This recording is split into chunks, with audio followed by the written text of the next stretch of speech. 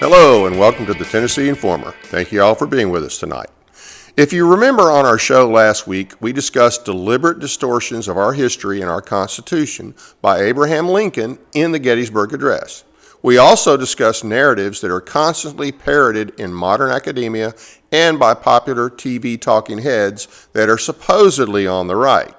Tonight, we're going to present some other examples of not only bias, but deliberate omissions used to push a particular narrative by academia and some writers, which I believe is a widespread practice for a variety of reasons.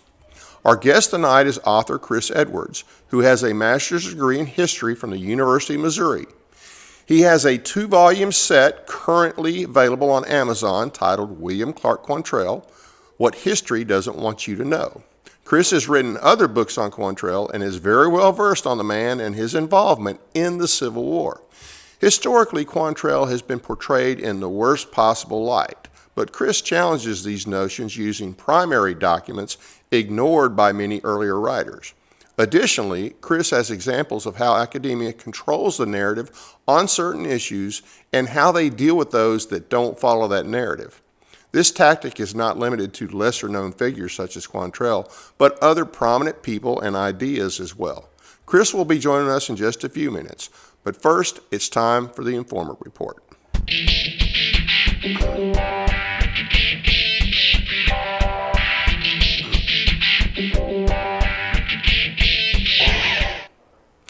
Governor Lee has already proven to be a liar and an actual proponent of gun control at some level, despite his claims and limited actions seemingly in support of gun rights. He is now telling the citizens of Tennessee via the court, don't worry about abstract categories of constitutionality. This sums up the recent brief filed on behalf of the state, meaning the governor and AG, in response to a recent opinion of a 3-judge panel in Chancery Court in Gibson County that struck down the state's intent to go armed clause. Now, this intent to armed clause was essentially, it negates Section 26 of the state constitution and the Second Amendment as well. And this case also dealt with the state's restrictions on guns in parks. The brief was filed as an appeal after the court ruled against the state in the Hughes versus Lee case. The court declared the law as written made the whole state a gun-free zone. While permit holders can pay to carry in parks and other places, the state should not be allowed to charge citizens a fee for exercising their right. In the brief, the state basically argues that the legislature, not the court, should decide the issue. Sounds like another Skermetti contradiction, if you ask me. Remember, a couple years ago, in the nullification opinion having to do with legislation in Tennessee, Skermetti said not only that the federal government is supreme and that the Supreme Court in particular is the final arbiter of all issues, he also made the point that the nullification legislation as proposed improperly assigned judicial duty to the legislature at the state level. Now, on his belief alone that the federal government is supreme and the Supreme Court is the final arbiter, then you would have thought that there would have never been a case. Bruin basically took this out of the state's hands. And that's what he said in terms of his nullification opinion, that, well, we have to defer to the federal government or the Supreme Court. Apparently, he doesn't believe that when it comes to the Second Amendment here in Tennessee. The AG needs to pick a side. He needs to have some consistency. Now, if the AG is going to go full-bore 10th Amendment and agree with me that the doctrine of incorporation of the Bill of Rights is an unconstitutional and blatant usurpation of the Constitution by the court, then we can talk. But I don't think that's the case. I think he's just too cowardly to tell the governor that what he is attempting to do is unconstitutional, according to today's standard and according to the standard that AG put out earlier. By the way, our legislature has always been hostile to our right to keep and bear arms. The state of New York made that point in the Bruin opinion.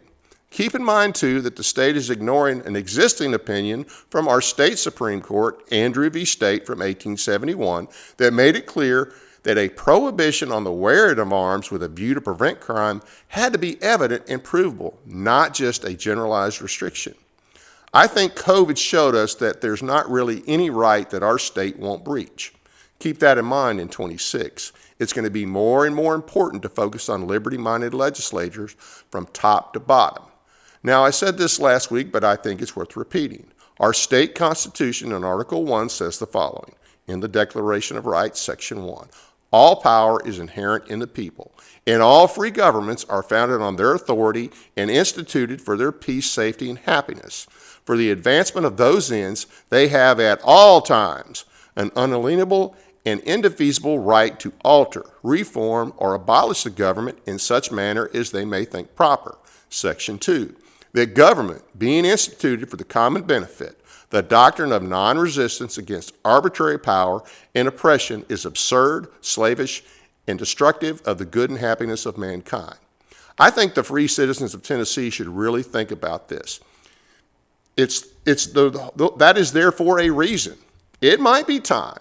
Not talking about a violent overthrow, although some probably deserve it. I'm just repeating the words of our state constitution. Now, that constitution, it was put there for the effect or the goal of restoring or creating a state government that actually defends the rights of its citizens and honorably guards their resources and finances. The current one is not that. Hopefully we can address much of that in 26, but if not, might want to think about that. What is MAGA? Is it whatever Trump wants it to be or whatever he wants to do, right or wrong? Does the Constitution matter to anyone anymore, or does party matter more?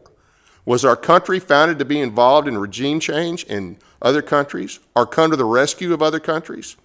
What did the founders say about parties? What did they say about foreign entanglements? Does the president get to decide when we go to war and for what reason? We seem to have a conditional constitution, or if you will, a living constitution, something most conservatives claim to oppose. Does it change based on who the president is or what party's in power? Are we too stupid to stay free? There's a lot of ignorance about our Constitution out there. Everything from this idea that the Supreme Court is the final arbiter to the president is the one who has the power to do whatever he wants in regards to foreign policy. Neither one of those things are true. I don't know everything I should know about our history, and I'm still learning, but I know the overall level of ignorance of the average citizen is dangerous. If you don't understand our Constitution and the principles it established and rights it recognized, how can you defend them?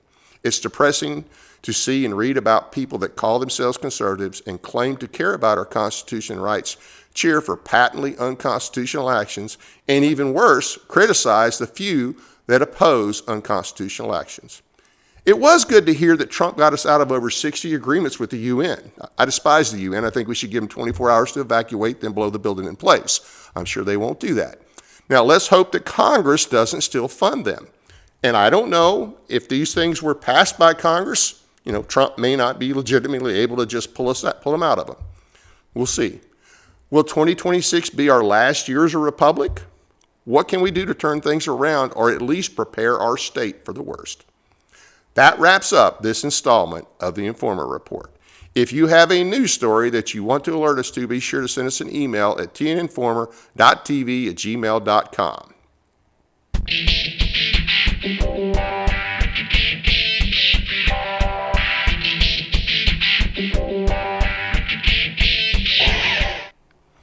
Before we bring on our special guest, here is a message from our sponsor, LifeWave, a unique product that uses light reflection to activate the body's own natural energy, supporting healing, improving performance, and combating aging without drugs or stimulants. Check this out, and we'll be right back. Light, the energy of life itself. Since the beginning of time, light has sustained us, fueled our growth, and shaped the world. Even Einstein recognized that everything we are is made of light. But what if we could harness the light within us, not just to live, but to renew, restore, and rejuvenate? Introducing LifeWave X39, the first product in the world that activates stem cells using our body's own light. Backed by clinical research, multiple patents, and over 10 years of stem cell research, a revolutionary wearable light technology that unlocks the power of activating our own stem cells with a single, safe, affordable, non-transdermal patch that puts you back in control of how you look, feel, and perform. Unlike drugs or chemicals, X39 works naturally, awakening your body's ability to heal and thrive. It's time to unlock your full potential, restore your vitality, and embrace a healthier, more vibrant you. And now to our guest, author Chris Edwards, a native Kansan who grew up in Missouri and earned his Master of Arts degree in history from the University of Missouri-Columbia. Hello, Chris, and thanks for joining us tonight. How are you doing? Hey, I'm doing great. Thanks for having me, Dave. Glad to have you. Tell us a little bit about yourself and what motivated you to write about Quantrill and the war in general. You bet. Well, as mentioned, I grew up in Columbia. My dad was a professor at Mizzou for 35 years or so. I earned my bachelor degree in '74, and I did a lot of my classes were in psych and music. But anyway, after graduation, I was in a rock band, and I was out on the road. We were playing like 6 nights a week, 5 hours a night. And after 2 years, I decided, this is not good for my physical or mental health. A lot of temptations out there. So I decided I probably better go home. So this was like 1978. And my mom just, she was like, I don't know what I'm going to do with my son. So she handed me this book called Jesse James Was His Name by William Settle. And I read that, and that was the first time I understood that Frank and Jesse were guerrillas with Quantrill. And actually, that was probably the first time I even knew there was a civil war in Missouri. But anyway, so that led me, knowing that they were guerrillas with Quantrill, that led me to William Conley with Quantrill and the Border Wars. And I read that probably 100 times, and I believed everything he wrote for probably 10 or 15 years, because I figured, you're taught to believe what you read. And then after a while, I just said, this is really too fishy. And I stopped believing in it, and I decided that I was going to find out for myself what was really going on. What was his name again? The author's name again? William Conley. William Conley. Okay. Yep. So I got into graduate school. I was in my early 50s. It was like 2004 or so. And I still had a full-time job, family, mortgage, and all that stuff. But I found out really fast that wokeness had already infiltrated the history department at Mizzou. I had a terrible, terrible experience. My advisor was a woke feminist, liberal professor. And in the first class, she bragged that she could do anything she wanted to. She could say anything she wanted to because she was a tenured professor.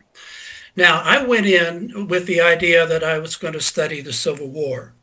And she said, now I am the designated Civil War professor, but I really am going to teach gender, race, and class. And I got a lot of that. And this is the early 2000s. This is not recent. This is 20-some years ago. Yeah, 2004 to 2007, something like that.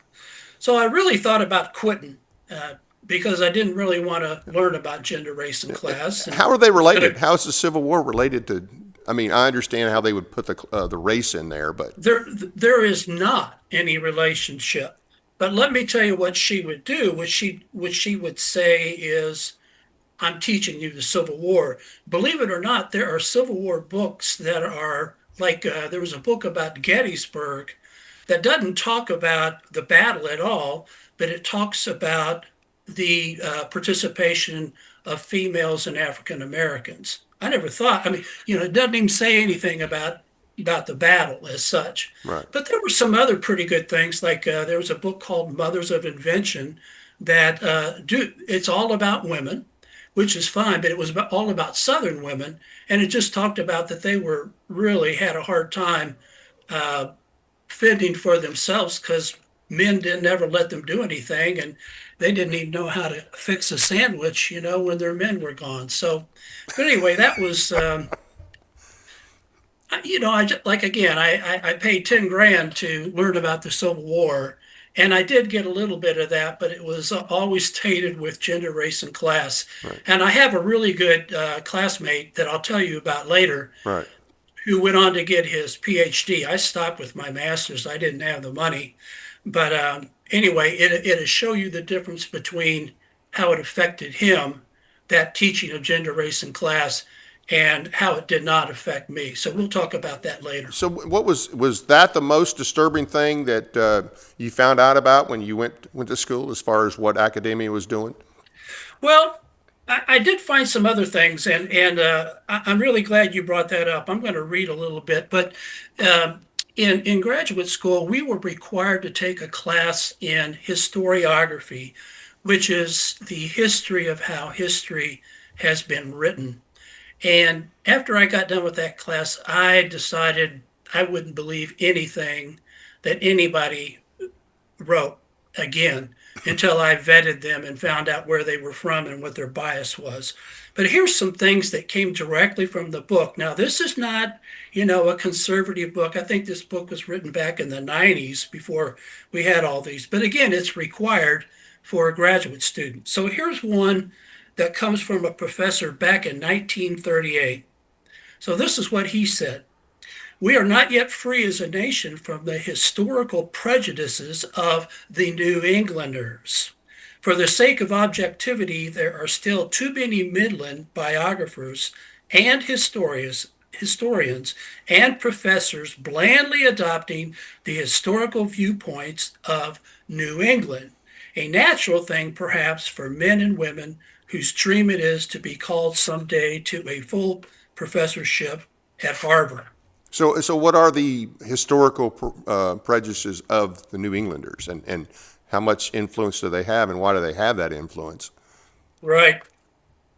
Okay, so this is the slide on caution of history professors regarding Civil War narrative. Okay, so how did we come up with this popular narrative? And it says here, historians could scarcely have failed to be aware of the perils of dissent, that their views, if they deviated seriously from established orthodoxy, would fail the test of objectivity and put their careers at risk. In other words, you either wrote the way they wanted you to write or you had to find another job. So the orthodoxy was the New England orthodoxy then, is that accurate? It's like, okay, Woodrow Wilson was a Virginian and he taught at Princeton, and he wrote an essay that was not very complimentary about Sherman's march to the sea, and he was forced to rewrite that. One other one here I'll share with you. Wealthy donors exerted not just generalized influence in defining the permissible limits of academic discourse through their membership on boards of trustees and via complaint, but frequently sweetened the salary of a favored professor. So you pay them to write what you want them to write. Right. So that's how you come up with the popular narrative. Money talks. One other I'll do here real quick. This Dr. Ulrich Phillips said, the history of the United States has been written by Boston and largely written wrong. And again, this is not conservative or anything. This is something that we all graduate students had to read. So I think some of my professors ought to reread that book and see if they are following those particular principles. Yeah, and that was 1903. That last one was not all the way back to 1903. Right. So this is not just something that came about recently, at least not on this topic. Right, absolutely. There was a book that had been written years before about Quantrill. You mentioned it. The guy's name, I think you said, was Conley. Right. And that was the generally accepted narrative. Right. Tell us a little bit about that book and the inherent bias of the author. Right. William Conley, now, really, his book, Quantrill and the Border Wars, is pretty much the Bible. Okay, so like Albert Castile wrote a book, Tom Goodrich wrote a book, Dwayne Schultz wrote a book, but they all, and Ed Leslie, but they all just take the same template of William Conley. So let's talk about him, yeah. So he was born in Kentucky, and what people don't know a lot about is that his father was a Union soldier, and he fought guerrillas in Kentucky and other places, but he hated the Confederacy. Conley did. And he ultimately became president of the Kansas State Historical Society, and he wrote this book about Quantrill while he was there. Now, he does give away, and I have a copy of a letter that came from him. Yeah, he wrote a friend after he had finished his book. He wrote a friend, and this is what he said, quote, I had in mind an object when writing this Quantrill book. I did not want the people of Missouri to make a hero as bad a man as Quantrill was, and I think I have accomplished my purpose. So he definitely wasn't objective. No. And let me just say, I understand everybody has some bias. I mean, it's hard to Right. not put some of your bias in something you're writing. But Right. that sounds to me like that's more than just a little bias. Right. And again, I go back to some of the principles of being a historian. And again, this is just some stuff that I picked up. It says the historian's job is to be neutral or disinterested judge, open to interpretation. However, when working for a bureaucratic organization as a salaried employee, they give up their independence. In universities, wealthy donors and board members controlled what was written. Professors who dissented from the popular narrative put their careers at risk. I'll do one more. True, historians do not always agree, but different versions, that being what we have, what we're purporting, Right. but different versions of the same events do not necessarily result in intellectual incompatibility or error. But they're not doing that now. They will protect their narrative with their lives. And they're not going to give anybody like you or me a platform to even bring up this information. So what sources did Conley use? Do you know? Right. He actually purchased notes from a gentleman in Ohio who was doing a book on him. And then he went and did some interviews in Missouri. Was doing a book. So- This other guy was doing a book on Quantrill. Right. He did his own research, but a lot of that again was really extremely biased. He got in trouble because he introduced himself to guerrillas as a friend of Quantrill, but then they found out that he was actually from Kansas, and then they stopped talking to him. So, yeah. So when you wrote your book, what sources did you use? And can you point out some of the Yeah. differences, some of the common? Okay, Conley says this, but here's what your sources showed. Right. I'm getting right to it. All right. Yeah. So I would say 75%. Okay. So going back to the primary sources, I went to the Kansas State Historical Society in Topeka. I went to the Spencer Library in Lawrence, Douglas County, Kansas Historical Society, State Historical Society of Missouri, and a lot of other little museums around Missouri and Kansas. But I would say 75%, and it's all primary stuff, but I'd say 75% of the information I found in the Conley collection. Now that's weird because you look at what is in his box 13 is where a lot of that information is. File 13? So, box 13, yeah. Okay. So I'm assuming that he had the same information that I had because it's in his collection, which means that he intentionally overlooked or deep sixed any information that was positive about Quantrill and the guerrillas.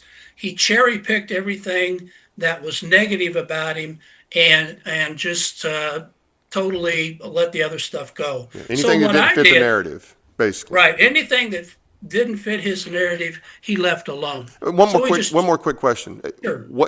How do you define a primary document? That may sound like a stupid question, but some of the audience might want to know what's the standard as far as a primary document. Okay, so again, well, 99% of the information that's in my Lawrence Raid book comes from people who were actually there. Okay, so that's primary. So, for example, and I have some slides there. You can put up any one of them, but you'll say they'll say, for example, well, we didn't have any troops. So that would be from one person would say that, and then the other person who was also there said we had lots of troops. And that's reference to probably to the raid on Lawrence. Is that specifically the raid on Lawrence, which that's one of the main things he's known for? Yeah. Oh, yeah. Well, that was sort of his high water mark, so to speak. Yeah. Okay. So I like this guy, Survivor Private Cosmo Coleman. Okay. So he was in the 14th Kansas Cavalry, and his camp was the first attacked by Quantrill's men, like at 5 o'clock in the morning. He was one of 3 or 4 survivors of the camp. The rest of them were shot down. But anyway, if you read Conley, for example, and all the others, they'll say that they didn't have any fortifications. Well, here's good old Coleman, and he says, oh, yeah, 4 entrenchments were thrown up. 1 across Massachusetts Street near the confluence with Pinckney, 2 of circular form near Henry Street, designed as protection for those who have charge of Sharps rifles, which, by the way, they said they didn't have any Sharps rifles, and so arranged as to command Mount Orion. So obviously somebody's lying here.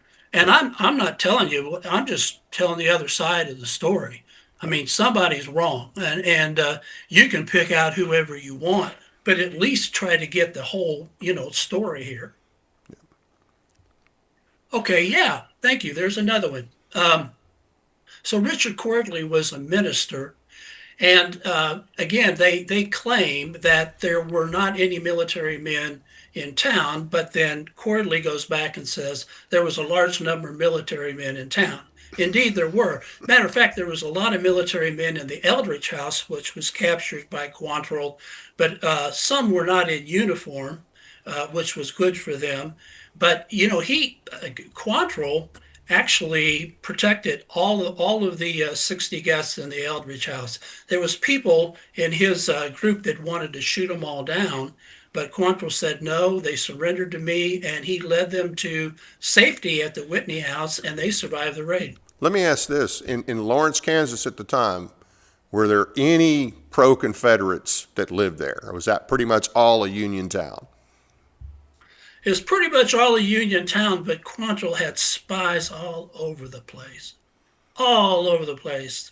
It's really remarkable. He knew what they were doing before they knew what they were doing. And there were guys who slipped in the night before. So on the night of the 20th, the 21st was the raid, but there were guys who slipped in the night of the 20th and kept watch over houses to make sure who went in and left. Right. And so when they would knock on the door the next morning and the wife would come and say, oh, he's not home. And he'd go, yeah, he is. I've been here all night. He walked in. He hadn't left. Now, this was August of 1862, I think? August 21, 1863. 63, okay. Yeah. So, yeah, he had some really good spies. Okay, so yeah, they say, well, we didn't have any guns. Well, okay, so Ewing, who was in charge of the whole department, said, that's a lie. Lawrence had an abundance of arms in their city arsenal. They had the arms and the men to have defended the place and drive the murderers back, if not to have destroyed them. There were plenty of weapons in Lawrence and brave men to use them, but the town was surrendered by the provost marshal, who, by the way, as I mentioned earlier, there were a lot of officers, Kansas officers, who were staying at the Eldridge House and were captured by Quantrill. But anyway, the citizens afterwards, and they survived the raid, the citizens afterwards said, we pay you guys to protect us. You survived the raid, and there's 180 people out there who are dead because you didn't do anything. You didn't lift a finger, you didn't do anything to help us. So the Army was sort of not in favor of the Lawrence residents immediately after the raid. I bet. Here's another one. Oh, oh yeah, yeah. Okay, here we go. We're getting into real good stuff.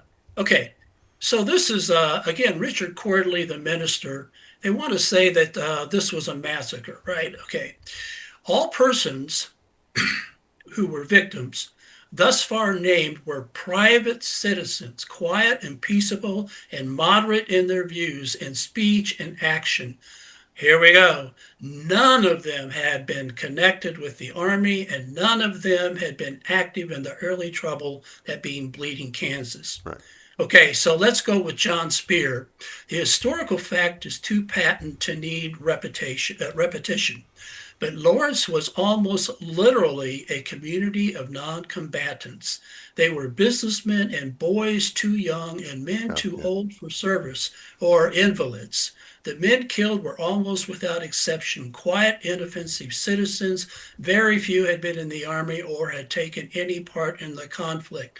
Now, So hold on. yes, So just to clarify, was that fake news, 1860 style? yeah, because here is I spent a year or so cross-referencing the innocent victims, and I found over 60 who had previously either been in the Army, were in the Army, or were in the militia. So I got all that group there, and then I think there's one other. Yeah.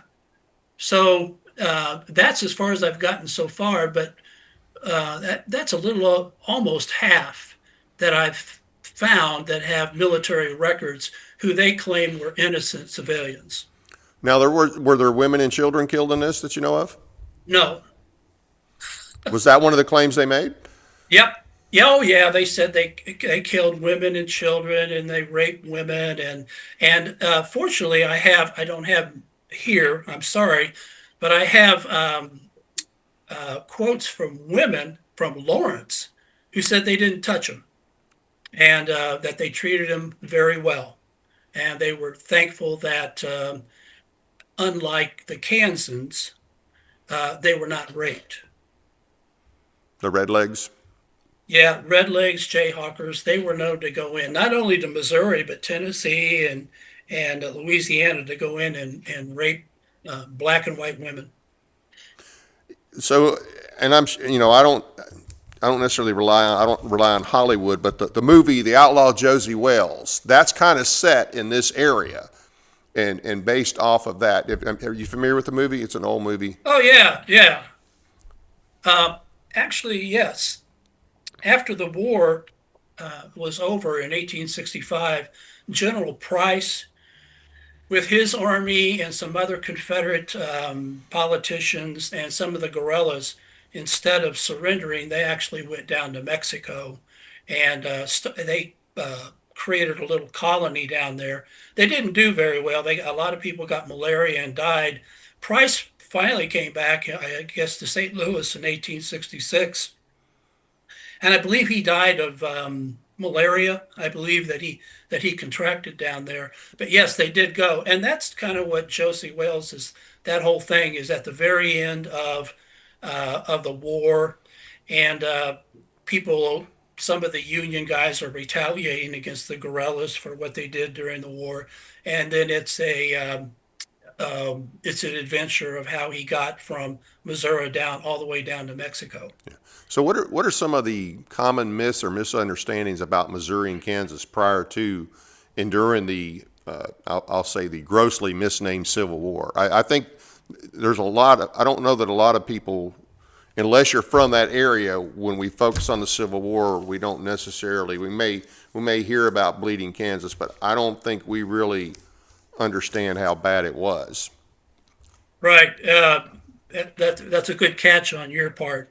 So New Englanders were the ones who really provoked the war. So we know that, like during one of the first elections that was held in the Kansas Territory, they say, okay, well, 5,000 Missourians crossed over and voted illegally and did make it a pro-Southern government. But you know why they did that? because they had been forewarned that the abolitionists from New England were doing the same thing. And so they said, if they can do it, then we can do it. And that's in the, you can find that testimony in the, congressional um, 34th Congress, where they actually investigated the fraud of the votes. And there was three congressmen that came in, and there was one guy, Mordecai Oliver from Missouri, who found all this fraud stuff. But there was his was the minority report, which is not readily talked about. So, but it's in there. Not Also, a fraudulent. We couldn't have possibly had fraudulent elections before. Can't imagine that. Here's another one here. Eli Thayer was in charge of the abolitionists coming to Kansas. And here's what he wrote to Jayhawker James Montgomery. And he wrote to him in Kansas. And I have a copy of his letter, but I'm reading this. And he says to Montgomery, Colonel Montgomery, quote, "Do you think the time has arrived to initiate insurrection in the South? We have everything to aid in getting up an insurrection. By aid, I mean the inaugurated war. Organize your guerrillas and pursue a line of independent operation." What year was this when he did that? 1860. Okay, 18. So actually before the election? Yeah. Before the election. Yeah. Okay. So you got to remember, let's remember too, that when the pro-Southern government was put in Lecompton, that the abolitionists actually went to insurrection. So they said, we're not going to follow these, the pro-Southern government's laws. So they actually rebelled, and they set up their own capital in Topeka. They had their own militia. They had their own constitution. The North sent them weapons, cannons, Sharps rifles to defend themselves. And it was under Buchanan, President Buchanan. I mean, they were considered rebels. They were rebelling against the United States government. Right. So Buchanan had to call in the federal troops from Fort Riley and Leavenworth to put down the rebellion. So they were the rebels. The Missourians were considered the law and order party. But all that changed around as soon as Lincoln became president, and it was the Missourians who were the rebels, and the Union guys were law and order. You know, a lot of people don't realize that when we hear the term abolitionist. Well, the abolitionists, first off, yes, they wanted to end slavery. That does not mean that they wanted them to come up north. Secondly, they were really a minority. They weren't, Yeah. Not only did the South have issues with the abolitionists, even though the South set up the first abolition societies in the 1830s, but that's another show. But the abolitionists were not that popular, especially in this early time frame. I mean, the Republicans they weren't all on board with the abolition message, and the North in general, regardless of their party. Dave, it's all about power. Okay. Even in Kansas, we had, there were the abolitionists, and then there were the Free State Party. Now, the Free Staters, they didn't want blacks out west, period. They didn't care about slavery. They didn't care about slaves. They wanted everything in the West to be pure white. Okay, so they wouldn't permit in the first Constitution, the Topeka Constitution of Kansas, they would not permit free or slaves, blacks, into the territory. So, but when you talk about we want to move slavery to the West, what you're talking about is there's going to be more representation of Southern states than there is Northern. So it's all a power play, So I'm glad you mentioned that, because the linkage of the slaves were counted as 3/5. Not that they were 3/5 of a person, but when the Constitution was written, the people who opposed slavery felt like, okay, wait a minute, you guys should not get a full vote for your slaves. They're not even citizens. And some Southern states at the time had more slaves than they had citizens. So it was always a power struggle between the South and between New England. And this was a continuation of that. And most of the people in the North, especially when we expanded to the West, as you said, they didn't want blacks out there, period, free or Yep. slave. And they Yep. they knew if they allowed the people from the South that owned slaves to come out there, then they would have, either equal power, more power, or whatever. And it was all about political power. It was not about, per se, the slave. And I think a lot of people also don't realize how much of a terrorist and what a sick person John Brown and some of his crew Oh, were. yeah. Yeah, absolutely. Absolutely. And, even after the war was over, there were states up in North that didn't want blacks. I think Illinois and Indiana did not want blacks to be up there. So they wanted to be emancipated. They didn't care that they were not prepared. They didn't care what they did. They didn't care about them at all, but they just didn't want them up there. They just wanted them set free. Now, again, slave owners, for better or for worse, I mean, it's $1,000, per slave. Right. And it's like, we want to free your slaves. And they're like, well, can I get any restitution? No, we're just going to take, well, who's going to, I got all this cotton, I got all this tobacco. I mean, you took my tractor away. I can't. Yeah. What am I going to do now? I'm going to go broke, Well, and Can the northern states freed their slaves over time, and they didn't just give them freedom. They, generally speaking, sold them down south. Right. Or it was a gradual emancipation. Right. So, and those were the two popular things. One was gradual emancipation. The other one was just shipping them back to Libya, so, yeah. So the New Englanders had a outside influence both during and after the war, especially right after the war. Can you talk about that a little bit?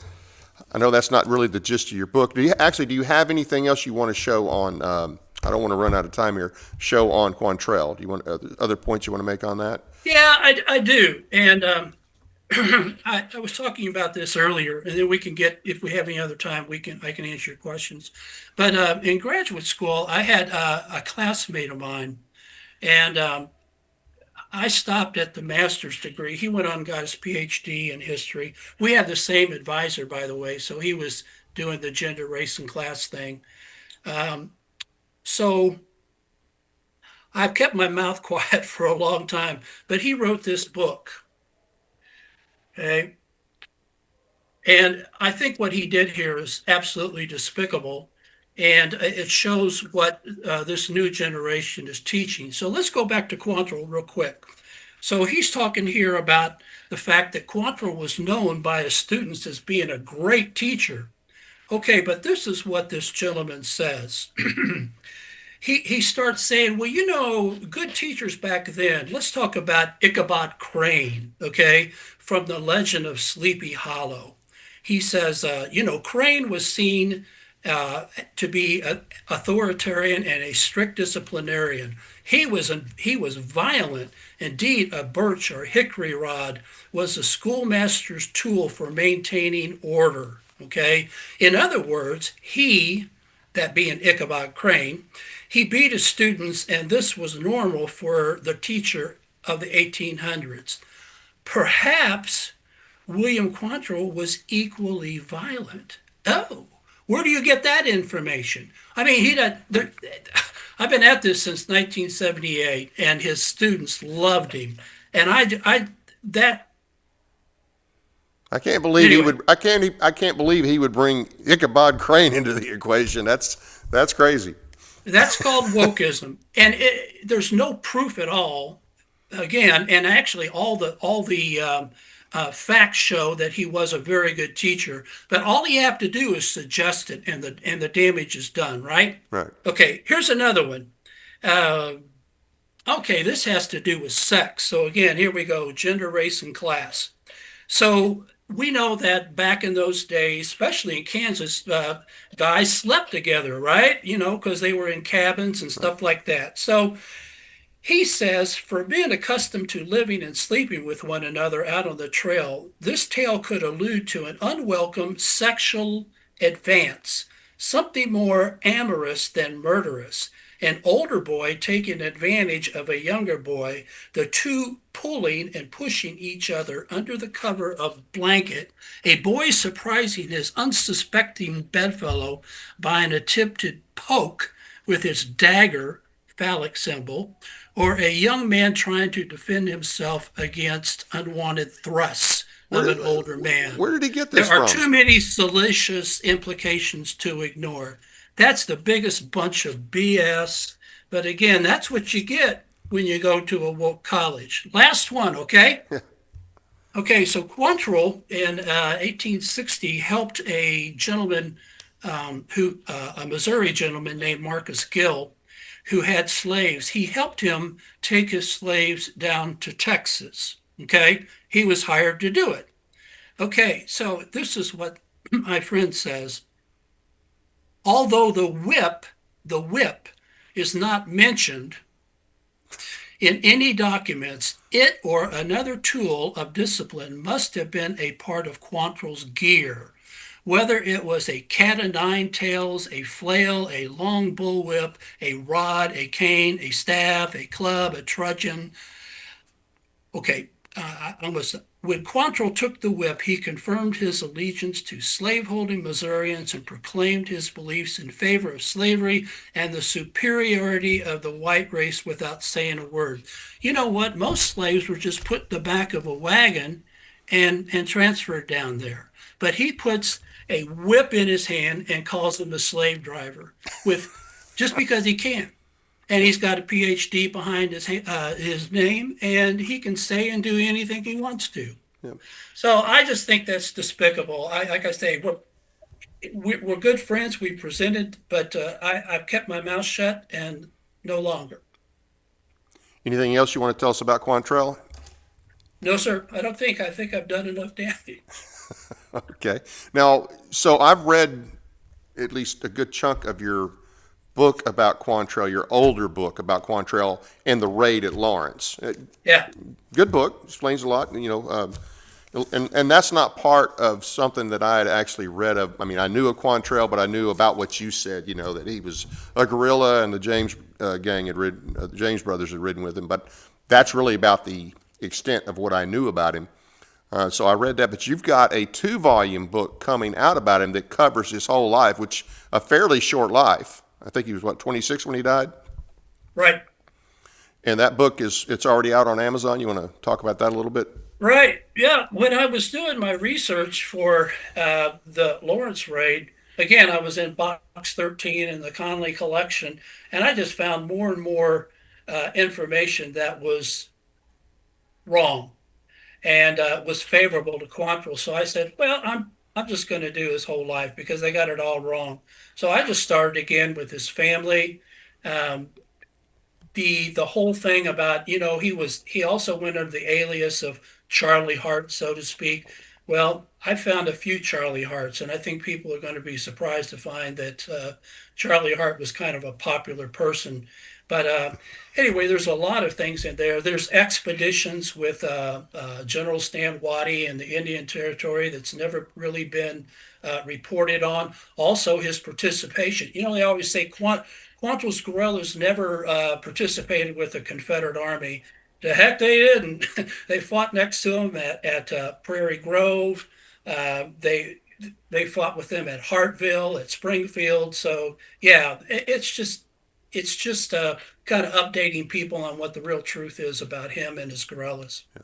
And why do you think it's important that people understand what happened in that particular time in history? Well, it's my belief that you can't teach in my opinion, you can't teach history just by telling one side of the story. You got to tell both sides.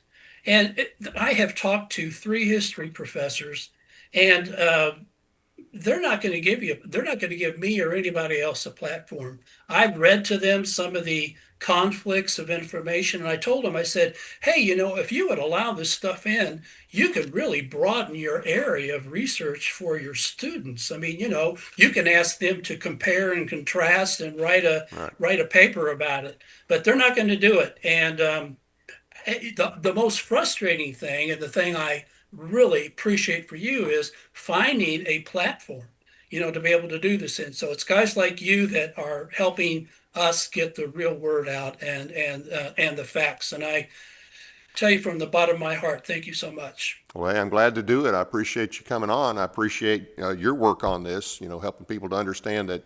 And I think it matters when history's distorted, because we're still hearing from that era. We're still hearing, it was all about slavery, and the valorous North came down to stop all the evil racist slaveholders, and, Lincoln freed the slaves, and blah, all this garbage, just total garbage. And they still use these things politically.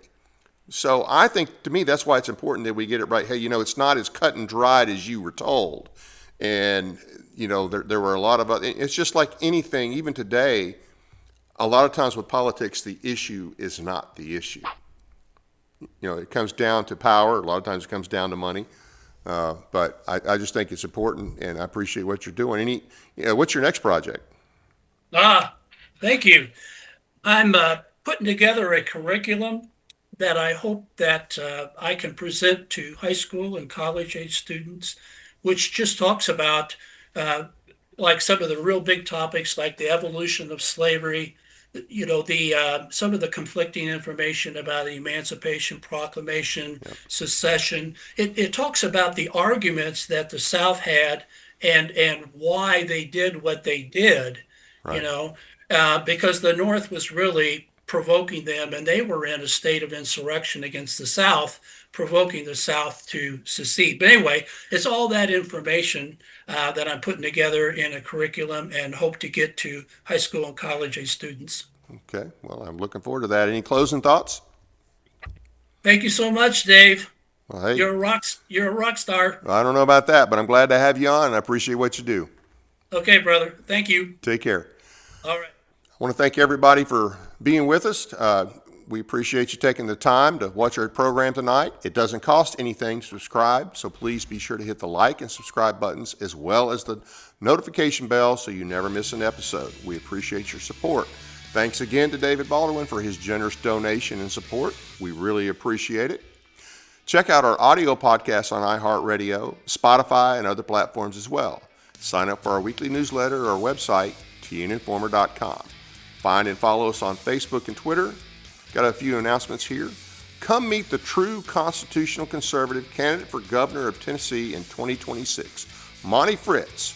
If you are a Christian conservative and support the U.S. and Tennessee constitutions, you really should come and hear Monty speak on his values and plans for Tennessee. January 19th, 2026, that's this coming Monday, from 1 to 3:15 at the New Moon Restaurant, 711 Park Avenue, Lebanon, Tennessee. That's from 1 to 3 at the New Moon Restaurant, 711 Park Avenue, Lebanon, Tennessee. The capacity is 70 of the restaurant, so you will need to get you're going to want to get there early and make sure you get a chance to ask some questions. There is also a meet and greet in the Mount Juliet Del Webb community at 4 o'clock. This is the same day. And this event will require an RSVP from the host to ensure there is space available.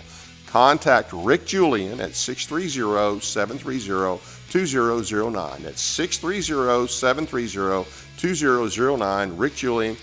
And if you can't make the 1 to 4 event, or the 1 to 3 events, you might want to make the 4 o'clock event in Mount Juliet.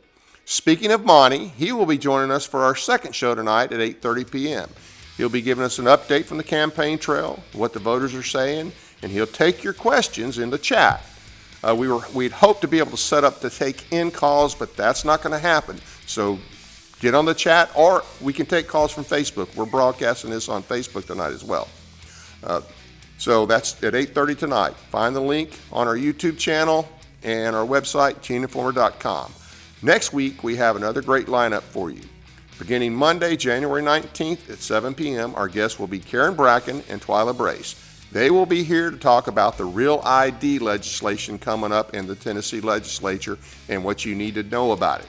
These are two very well-informed ladies that work very hard to get important information out, things about our government, both state and federal, to the public that we need to know about.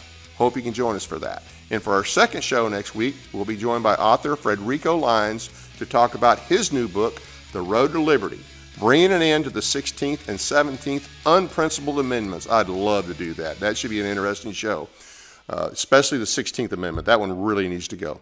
I think we can all agree that is definitely one of the worst amendments. So join us for that next week. Now, this Thursday, another special episode featuring Andrea Gomez and Kathy Harms from Tennessee Fair Elections to discuss upcoming election legislation. Hope you'll join us for that as well. That'll be at 7 p.m. Also, here's a couple quick mentions of programming on the My Paris TV network, where we simulcast to tomorrow, Tuesday, the 13th, 7 p.m. on the Mike Weatherford Show. Mike is joined by Night in Hell Game Call founder Harold Knight and special co-host Brenda Valentine, the First Lady of Hunting. They'll talk about how they both got started out from very humble beginnings and became huge influencers in the hunting industry, even creating a small successful game call business. You don't want to miss that. And then Sunday, January 18th on Sportcast with Jeremy Buckalow, Jeremy is joined by Will Jelks and Josh Greer, breaking down the national championship matchup between Miami and Indiana. That should be a great show, full of information for the college football fans. Find them and their links on westtntv.com or myparistv.com.